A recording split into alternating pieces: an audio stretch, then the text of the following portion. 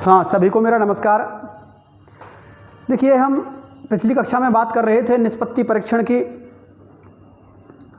निष्पत्ति परीक्षण यानी कि उपलब्धि परीक्षण, संप्रति परीक्षण भी कह सकते हैं, उपलब्धि परीक्षण भी कह सकते हैं, निष्पत्ति परीक्षण भी कह सकते हैं। तो हमने मूल्यांकन में ये निष्पत्ति परीक्षण पढ़ा था, उसके बाद हमने आकलन पढ़ा था। तो हम जो भी निष्पत्ति परीक्षण में रिजल्ट्स प्राप्त करते हैं तो वहां तक हमने बात कर ली थी। आज हम बात करेंगे मापन की। किसकी? मापन यानी कि मेजरमेंट।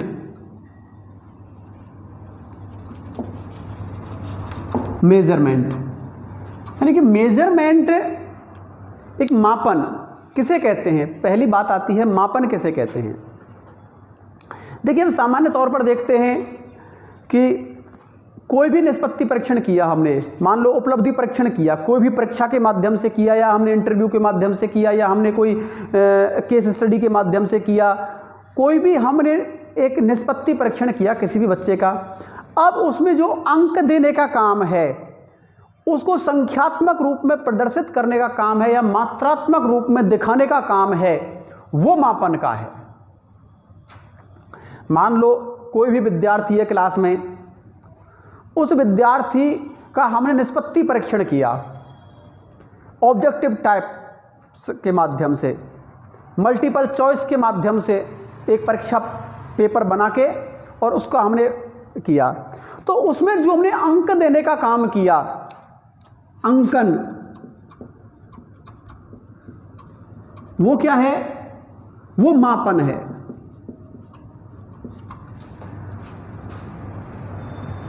अब हम जो मापन कर रहे हैं वो एक निश्चित ग्रेड है, निश्चित तथ्य ग्रेड, निश्चित पैमाना भी कह सकते हैं। निश्चित पैमाना, एक हमने पहले पैमाना बना दिया, एक पहले मापक बना दिया हमने कि 50 अंक का ये पेपर है और इस टॉपिक का पेपर है। हमने पहले ये सारी चीज़ निश्चित की थी। हमने निष्पत्ति परीक्षण में ये निश्चित कर लिया कि हमको मापन करना है। यदि हम मापन नहीं करते तो हम कुछ भी कर लेते, कोई पैमाना नहीं बनाते, कुछ भी नहीं करते, हम एक अंकन करते ही नहीं उसमें हम, तो हमारा मापन नहीं है। हाँ, यदि हमने उस पेपर में पहले से सिलेबस निश्चित करके उसका ग्रेड निर्धारित करके तब हमने अगर निष्पत्ति परीक्षण किया है तो निश्चित रूप से हम उसमें क्या करेंगे? अंक देंगे, उसको मात्रात्मक रूप में डिवाइड करेंगे, उसके ज्ञान को, उसके गुणात्मक गुणों को मात्रात्मक रूप में ढालना ही क्या है? मापन है। देखिए परिभाषा, एक सामान्य परिभाषा है। किसी व्यक्ति या वस्तुओं के गुणों को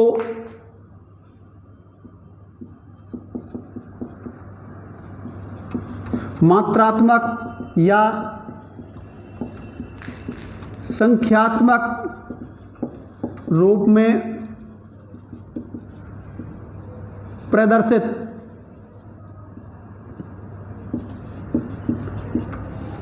करना ही मापन है। यह परिभाषा किसने दी? स्किनर ने। यानी कि इन्होंने यह कहा कि व्यक्ति चाहे वस्तु है, कोई भी वस्तु है, हम उसके गुणों के रूप में अगर हम उसको कोई अंक दें या संख्यात्मक रूप में प्रदर्शित करें तो निश्चित रूप से वह क्या कहलाता है? मापन कहलाता है। पहली परिभाषा। दूसरी परिभाषा की अगर हम बात करें तो हम देखते हैं कि मापन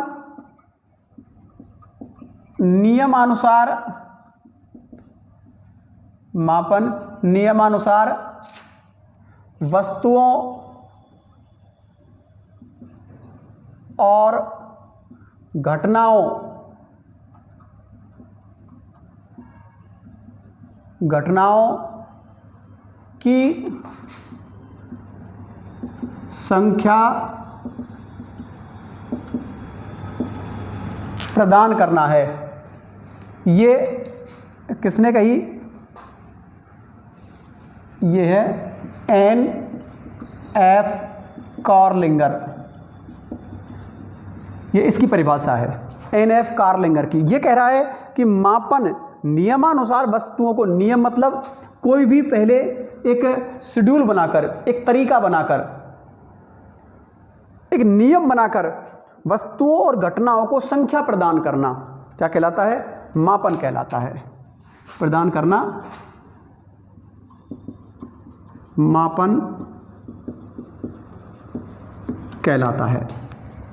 N.F. कार्लिंगर। तीसरी परिभाषा ये कह रहा है कि मापन मूल्यांकन वह भाग है, मापन मूल्यांकन का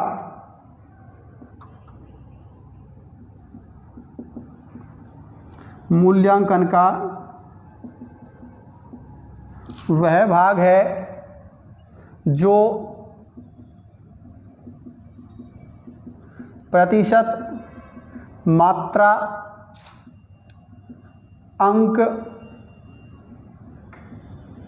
मध्यमान, औसत आदि रूपों में किया जाता है। यह परिभाषा किसने दी? E.B. Wesley. E.B. Wesley. E.B. Wesley. एक परिभाषा और लिख लीजिएगा, पहले जब समझाऊंगा इन सभी परिभाषाओं को। मापन किन्हीं निश्चित नियमों के अनुसार, मापन किन्हीं निश्चित नियमों के अनुसार वस्तुओं को अंक प्रदान, वस्तुओं को अंक प्रदान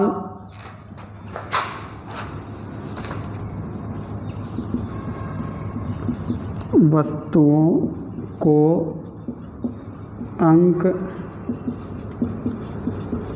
अंक प्रदान करने की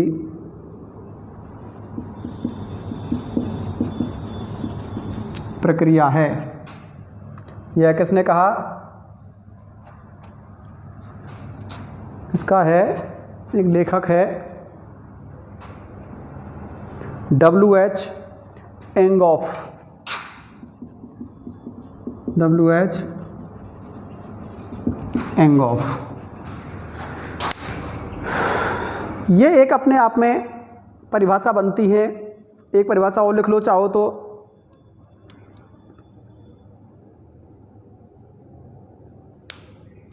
तकनीकी शब्दों में मापन के द्वारा किसी तथ्य को विभिन्न आयामों को प्रतीक प्रदान करना।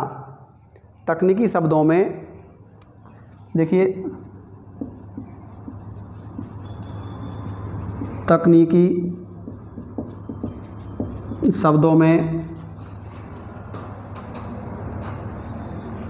मापन के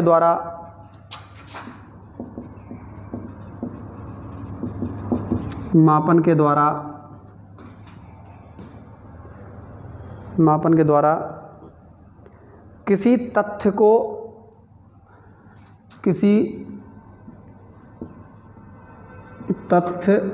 या आयामों को प्रतीक प्रदान करना ही मापन है।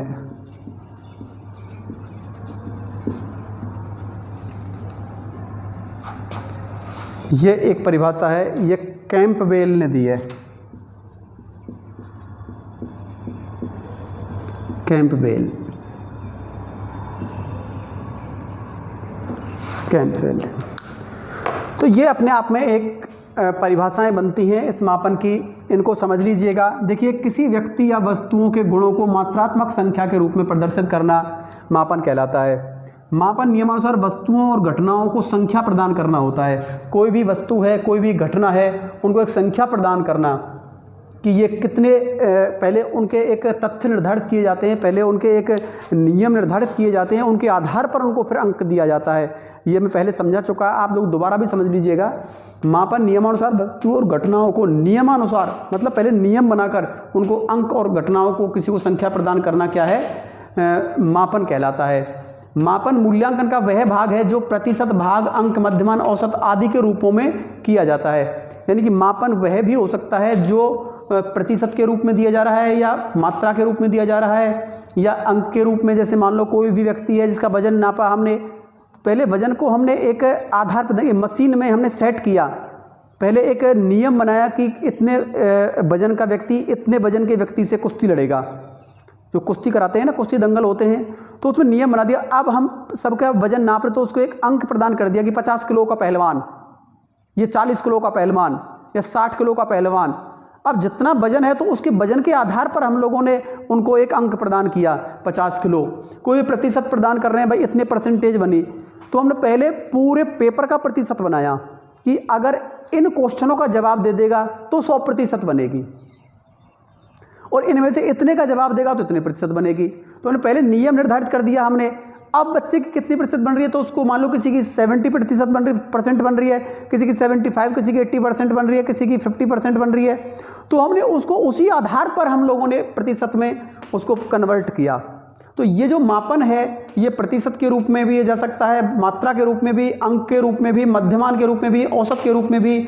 हम मान लो कोई भी क्लास के औसत निकाल रहे हैं, तो हमने उसके लिए भी हमने पहले एक क्वेश्चन पेपर बनाया कि इन क्वेश्चनों का जो जवाब दे देगा वो उस क्लास में, इसका मतलब यह क्लास एक औसत के रूप में हम लोग क्लियर कर देंगे कि लगभग सब बच्चे सेम हैं। तो ऐसा हमने एक पहले नियम बनाया। नियम का मतलब हमने एक पेपर बनाया, और पेपर में फिर हमने उन बच्चों से उन क्वेश्चनों के जवाब मांगे। फिर हमने देख लिया कि इतने सारे बच्चों ने इन क्वेश्चनों के जवाब दे दिया, इसका मतलब हमारा पेपर एक औसत है। लगभग सामान्य सभी बच्चे इन प्रश्नों का आंसर दे सकते हैं। हम लोगों को ये प्रश्न पत्र तैयार कर देने, यानी कि लगभग इतना पढ़ा, इतना ज्ञान इन बच्चों में है। हम कोई भी रेशो निकालें, कोई भी औसत निकालें हम लोग, तो हम लोग उसको मान सकते हैं, मापन कह सकते हैं उसको हम। मापन किन्हीं निश्चित नियमों के अनुसार वस्तुओं को अंक प्रदान करना होता है। वही प्रक्रिया WH एंजल ने कह दी।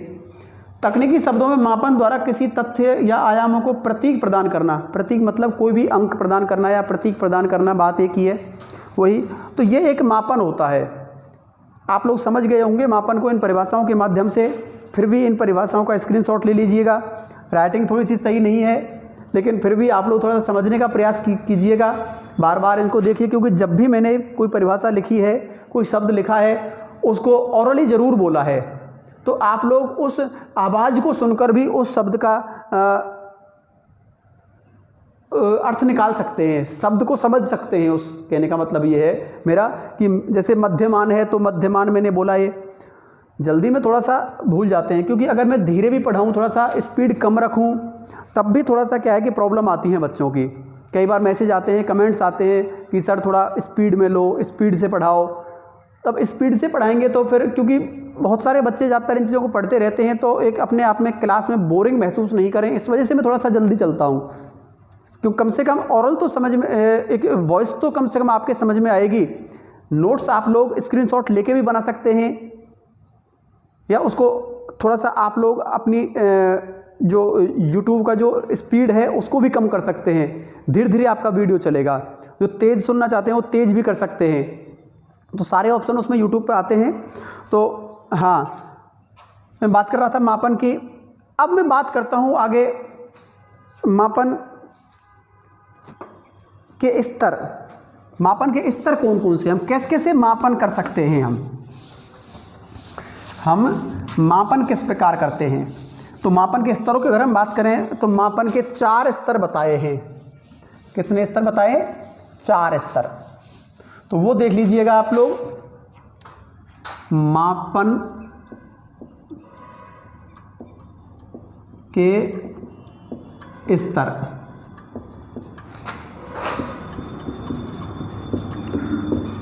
मापन के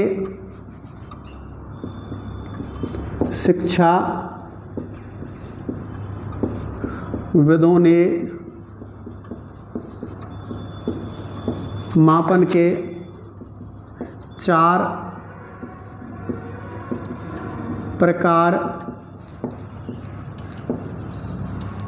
प्रकार माने हैं। नंबर 1, नामित मापनी।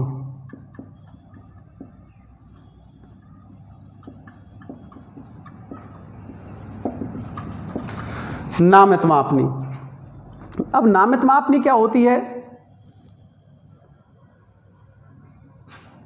नामित मापनी भाई मान लो हम कोई भी मापन कर रहे हैं तो नामित मापनी में क्या होता है कि हम किन्हीं बच्चों को श्रेणी के रूप में बांटते हैं। भाई कोई भी बच्चा है, जैसे इसमें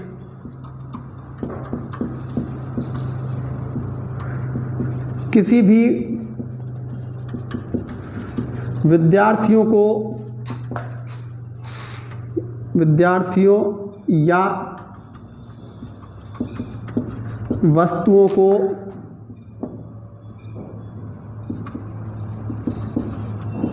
श्रेणी में बांटते हैं। जैसे 1 2 3 4 5 अन्य। जैसे क्लास के बच्चे हैं, हम लोगों ने श्रेणियों में बांट दिया। भाई मान लो 1 नंबर वाले बच्चे कितने हैं, 2 नंबर वाले बच्चे कितने हैं, 3 नंबर वाले बच्चे कितने हैं, ऐसे हमने एक श्रेणियों में बांटा। तो वो एक श्रेणी मिल गई बच्चे को, उस श्रेणी में चले जाएंगे बच्चे अपने आप। तो ये एक हमारी कौन सी श्रेणी होगी? नामित श्रेणी होती है। तो इस नामित श्रेणी में सब लोग आ गए अपने आप, जितने भी लोग क्लास में थे वो 1 नंबर वाले अपने आप आ जाएंगे, 2 नंबर वाले अपने आप आ जाएंगे अपनी श्रेणी में। तो ये तो हमने एक होती है नामित श्रेणी, जिसका हम खुद नाम रखते हैं हमारी श्रेणी का, ये हो गई। दूसरी जो होती है श्रेणी, जो एक मापन का स्तर होता है, वो होता है अंतराल मापनी।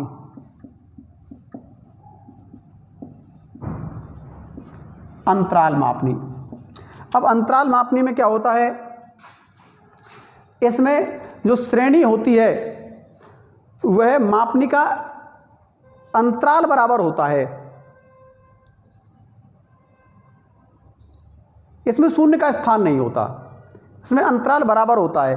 कि जैसे मान लो हमने कहा कि 10/100 या 20/100 या 30/100। अब इसमें जो 100 में से 20 अंक 30 अंक वाले हैं, बराबर श्रेणी बांट दी हमने। अब यहाँ तो मान लो 1 नंबर वाला था, 2 नंबर वाला था, तो इनकी श्रेणी बराबर नहीं थी। भाई 1 में 1 वाले भी हैं, 2 वाले भी हैं, 3 वाले, तो अंतराल भी शायद इसमें तो खैर बराबर दिख रहा है हमको, लेकिन कई बार मान लो 2 में और 3 में, सॉरी 1 में और 3 में अंतराल बराबर नहीं है, 1 में और 2 में तो अंतराल बराबर है। भाई 1 से 2 में जाएंगे तो 1 ही अंक का अंतर है, फिर 2 से 3 में जाएंगे तो 1 अंक का अंतर है, लेकिन इस श्रेणी में और इस श्रेणी में तो अलग अलग अंतर आ गया ना। तो ऐसे ही यहाँ पर ये बराबर अंतर रहेगा, अंतराल बराबर रहेगा। यहाँ में 10 का है, फिर 20 का है, फिर 30 का है। कोई भी श्रेणी हम बनाएंगे तो श्रेणी में जो अंतराल रहेगा वो अंतराल बराबर का रहेगा। ये देखते हैं, इस श्रेणी में अंतराल बराबर होता है। तीसरा, क्रमिक मापनी। क्रमिक मापनी। अब क्रमिक मापनी में क्या होता है? क्रमिक मापनी जो होती है, इसमें श्रेणी तो होती है लेकिन अंतराल समान नहीं होता। श्रेणी तो बनाते हैं ऐसे ही, लेकिन अंतराल बराबर नहीं है। जरूरी नहीं कि हम 10/100 ही लें। मान लो 71/100, इधर 86/100, 87/100, 90/100।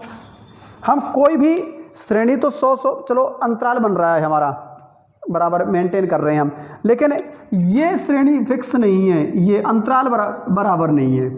तो इस श्रेणी में अंतराल समान नहीं होता है। ये क्रमिक मापनी होती है, इसमें एक क्रम से चलते हैं हम, लेकिन अंतराल बराबर नहीं होता है इसमें। उसके बाद आनुपातिक मापनी है चौथा।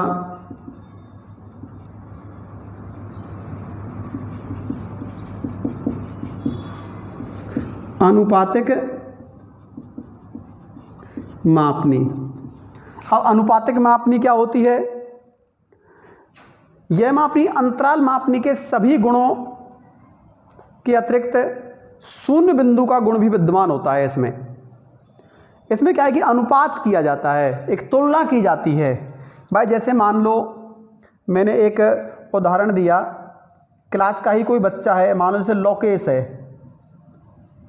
लोकेश का वजन 80 किलोग्राम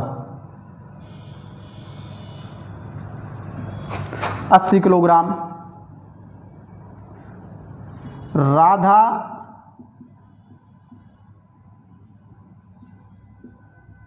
राधा के वजन 40 किलोग्राम से 2 गुना है। हमने मापनी निर्धारित कर दी। भाई यहाँ पर शून्य का मान भी होता है। यहाँ क्या है कि जैसे 80 किलो वजन है लोकेश का और राधा का 40 किलो है, तो यहाँ हमने अंदाज़ा लगा लिया कि लोकेश का वजन राधा के वजन से 2 गुना है। हमने मापन कर लिया, इसका मतलब 2 गुना है। अब इनसे कोई मतलब नहीं रहा। अब हमारी भाषा बन गई कि लोकेश का वजन राधा के वजन से 2 गुना है। तो हम कैसे भी करके, ये एक मापनी के स्तर होते हैं, इनमें हम मापन कर सकते हैं। कौन सी श्रेणी होती है, कौन सी श्रेणी नहीं होती, इसमें अंतराल बराबर होता है नहीं होता। ज़्यादातर रीट की परीक्षा में इनमें से क्वेश्चन पूछे जाते हैं कि निम्नलिखित में से मापन का स्तर है। तो ये जो 4 शब्द हैं, इनमें से कोई शब्द है तो ठीक है, नहीं तो वो शब्द हमारा नहीं है, वो आंसर गलत है हमारा। क्योंकि मापन के हमारे ये 4 ही स्तर हैं जिनके द्वारा हम मापते हैं। निष्पत्ति परीक्षण के भी हमारे जो स्तर थे वो हमने बता दिए आपको, वहाँ उनको याद रखें आप लोग, तो अच्छे से इनको पढ़ें और देखें। तो ये हमारी एक मापन के स्तर थे और मापन के स्तरों की बात आप लोगों ने की। इसके बाद हम बात करते हैं मापन के उद्देश्य। तो मापन के उद्देश्यों में हम देखते हैं कि मापन के उद्देश्य क्या हैं। अब जो आकलन के उद्देश्य थे, जो मूल्यांकन के उद्देश्य थे, वही उद्देश्य हमारे इस मापन के मिलेंगे। तो देखिएगा, हाँ, तो हम बात कर रहे थे ये मापन के स्तर के बाद मापन के उद्देश्यों की बात करेंगे। तो उद्देश्यों की बात करते हैं तो अब मापन के उद्देश्य कौन कौन से हैं, ये मापन के स्तर हो गए। स्तर के बाद हम बात करते हैं उद्देश्यों की। तो उद्देश्यों को एक बार लिस्ट करते हैं यहाँ पर। आप अंदाज़ा लगाइए कि मैं अभी थोड़ी देर पहले कह रहा था कि जो उद्देश्य मैंने मूल्यांकन के बताए थे, वही उद्देश्य यहाँ पर आप लोगों को आकलन के मिलेंगे, वही उद्देश्य आपको मापन के मिलेंगे। ज़्यादातर उद्देश्य अपने तीनों के सेम है। कुछ कैटेगरियों में अंतर आएगा कि जैसे मूल्यांकन में हम सिर्फ अंकन करते थे, लेकिन अंकन हमारे पास नहीं था। आज हमारे पास अंकन है, क्योंकि हम मूल्यांकन के माध्यम से अंकन कर सकते हैं, मापन के माध्यम से अंकन कर सकते हैं। हाँ, मापन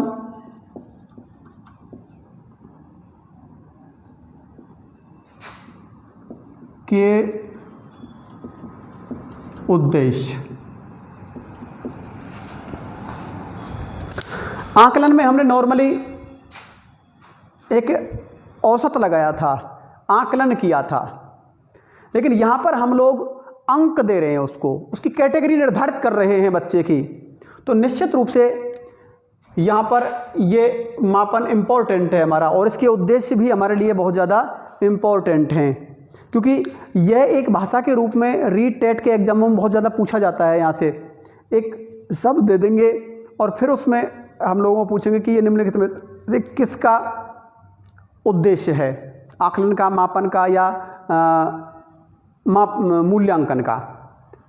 तो हम लोगों को यहाँ एक तुलना भी करनी पड़ेगी, संबंध भी स्थापित करने पड़ेंगे, तो वो मैं थोड़ा सा अभी कर दूंगा, एक कैटेगरी लिस्ट बनवा दूंगा आपको, मापन, आकलन और मूल्यांकन की। तीनों में आखिर समानता क्या है, तीनों में अंतर क्या है, ये मैं एक लिस्ट में आपको बनवा दूंगा थोड़ी देर में। अभी पहले हम थोड़ा सा ये देखते हैं मापन के उद्देश्य। तो नंबर पहला, छात्रों के वर्गीकरण के लिए, छात्रों के वर्गीकरण के लिए, यानी कि हम कैटेगरी डिवाइड कर सकते हैं बच्चों की, छात्रों का वर्गीकरण कर सकते हैं। भाई जैसे ही हम मापन करेंगे, उनका अंक देंगे, तो निश्चित रूप से छात्रों का वर्गीकरण हो जाएगा। नंबर दूसरा, हम बात करते हैं किसी भी क्षेत्र में शोध कार्य करने में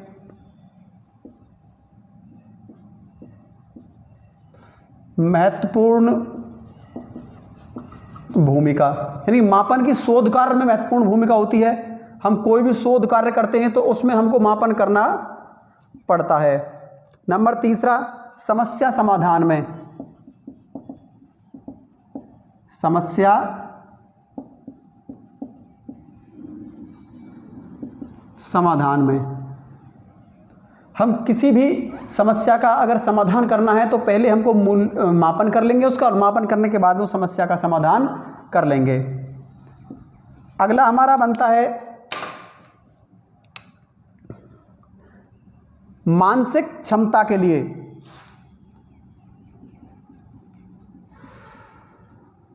मानसिक क्षमता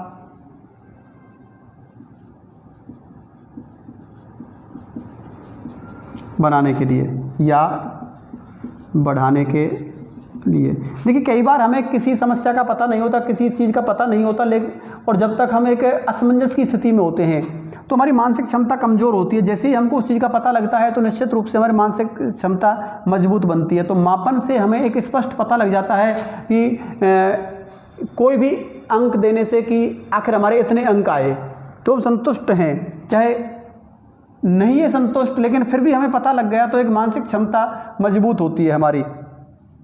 अगला हम देखते हैं पांचवा, किसी की स्थिति का वर्णन करते, किसी भी स्थिति का, भाई मान लो कोई भी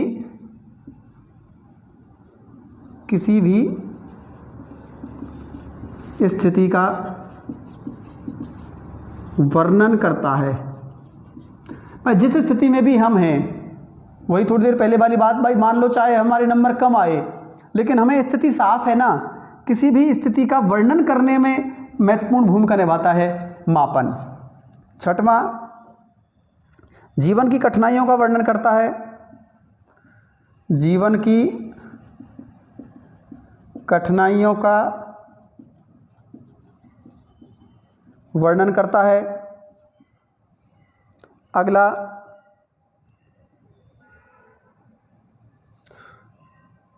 ये भविष्य की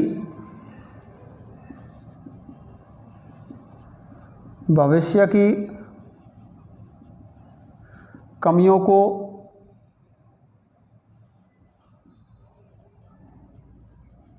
दूर करने में सहायक। अगला,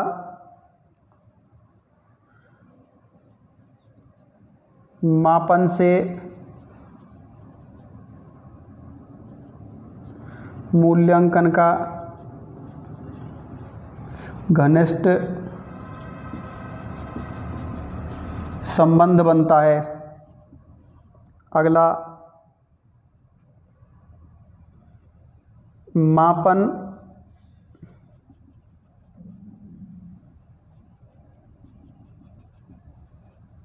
गुणात्मक से मात्रात्मक बनाता है। अगला, सभी क्षेत्रों में उपयोगी है, जैसे चिकित्सा, कृषि, उद्योग, व्यवसाय, कोई भी व्यवसाय में, तो इन सभी में यह है उपयोगी है। अगला,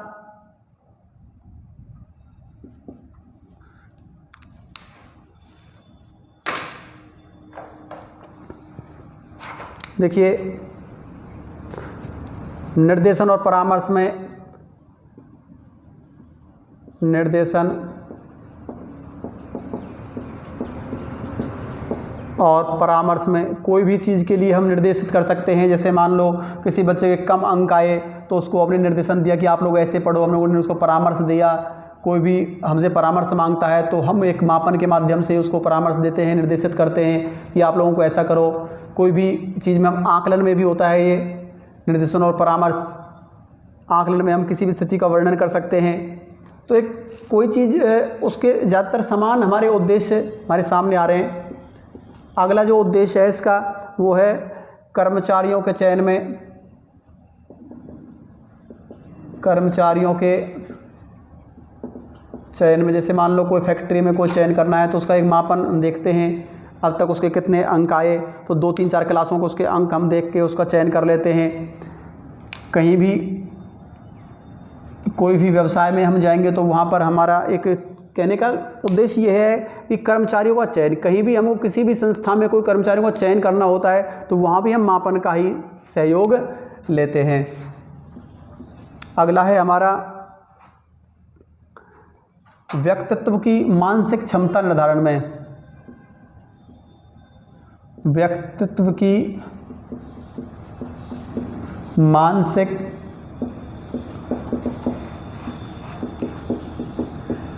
क्षमता निर्धारण में। अगला उद्देश्य है इसका कक्षा में शिक्षण को सुधारना, कक्षा में शिक्षण को सुधारना। भाई हम लोग सुधार कार्य भी कर सकते हैं इसमें। भाई कोई भी मान लो कक्षा में अगर कमज़ोर व्यक्ति है तो मापन के माध्यम से शिक्षण कार्य में सुधार कर सकता है वो, क्योंकि जब लास्ट में जब निष्पत्ति परीक्षण उपलब्धि परीक्षण करते हैं तो उपलब्धि परीक्षण में हम मापन ही तो करते हैं उसका। उपलब्धि परीक्षण में जो हमने उसको अंक दिए उनके माध्यम से हम बच्चे को बताते हैं और अगली कक्षा में बहुत अच्छी मेहनत करता है। कई बार जैसे मान लो इम्प्रूव करते हैं ना, जैसे मान लो 10th के एग्ज़ाम दोबारा दिए तो पहले उसके बहुत कम मार्क्स थे, लेकिन दोबारा जब वो एग्ज़ाम देता है तो उसके अच्छे मार्क्स आ जाते हैं। तो उस उपलब्धि परीक्षण के माध्यम से ही उसको पता लगा कि ये तेरी कमजोरी है, उसने अपनी कमजोरी को दूर किया और अच्छे अंक प्राप्त कर लिए। तो शिक्षण में सुधार कार्य लाने के लिए भी हम लोग कई बार टेस्ट लेते हैं, टेस्टों में अंक देते हैं उनको।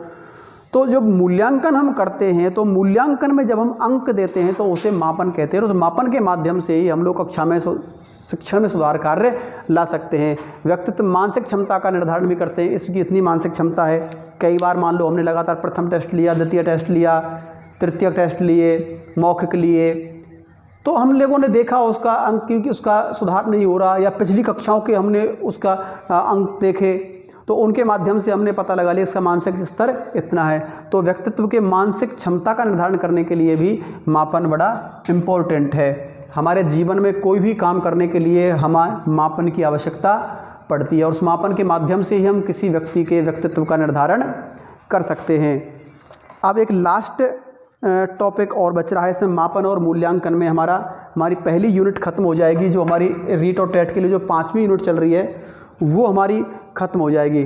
तो उसके लिए हम लोग एक सारणी बनाते हैं और इनका एक अध्ययन करते हैं, मापन मूल्यांकन का पूर्ण रूप से। हाँ देखिए, तो मैं एक लिस्ट बनाता हूँ आपको, मापन और मूल्यांकन में एक अंतर क्या होता है। यहाँ पर देखना,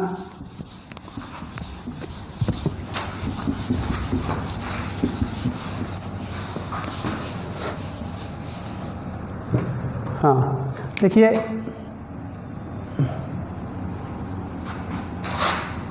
ये मूल्यांकन और ये मापन।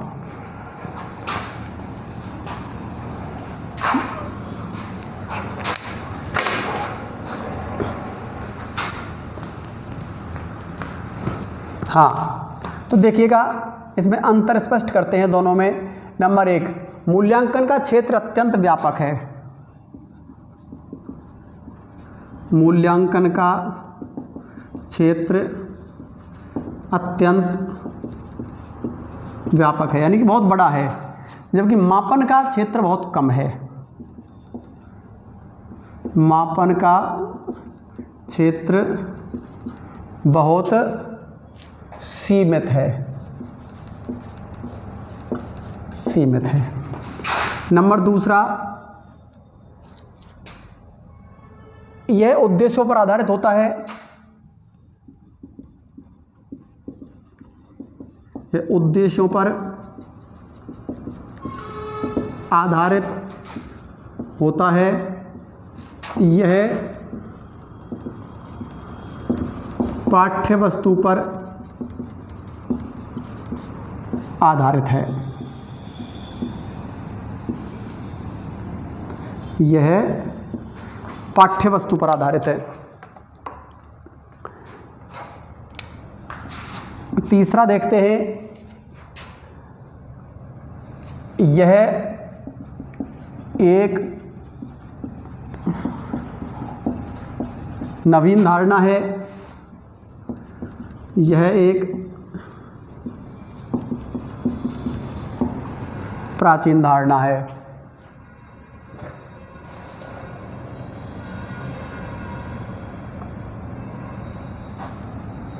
इसमें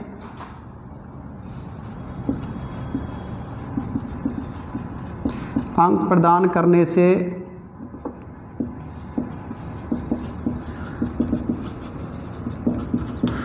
मूल्यों का निर्धारण होता है।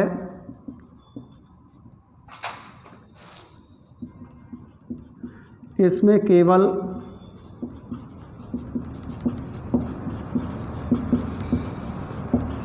अंक दिए जाते हैं। यह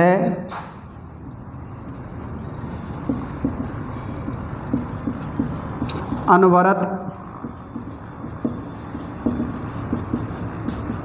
चलने वाली प्रक्रिया है। यह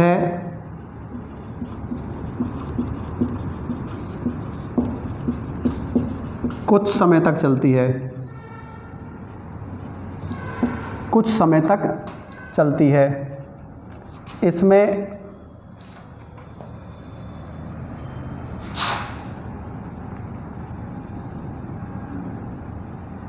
इसमें अगला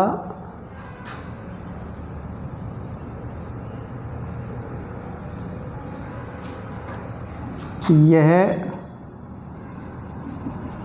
एक साध्य प्रक्रिया है। यह एक साधन है। अगला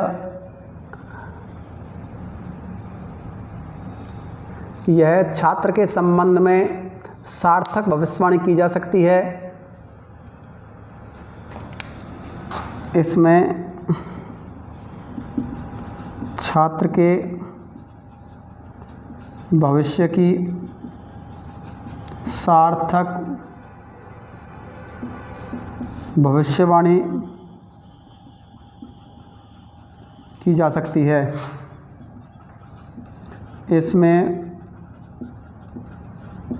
भविष्यवाणी संभव नहीं है।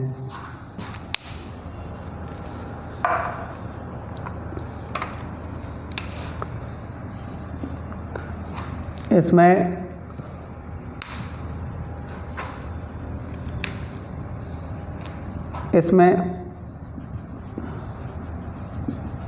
अधिक धन समय खर्च होता है।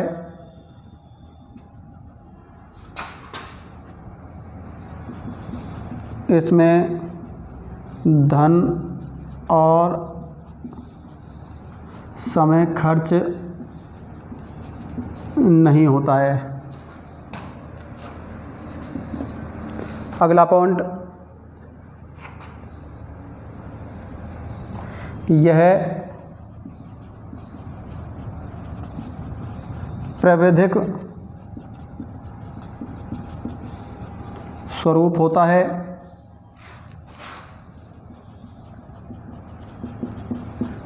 यह साधारण है।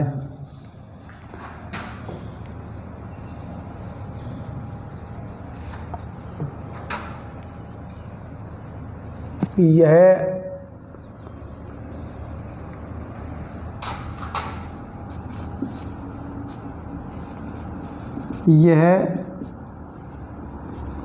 शिक्षक का आत्म परीक्षण है। यह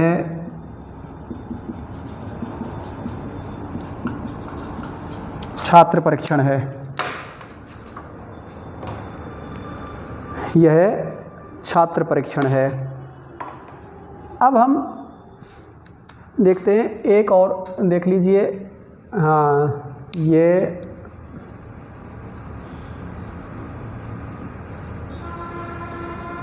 छात्र के संबंध में संपूर्ण विवरण,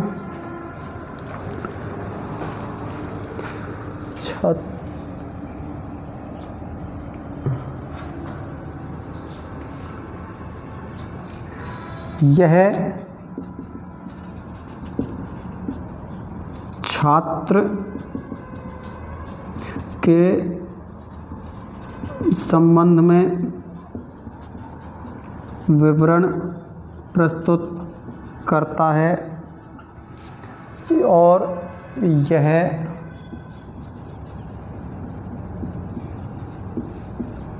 व्यक्तित्व विवरण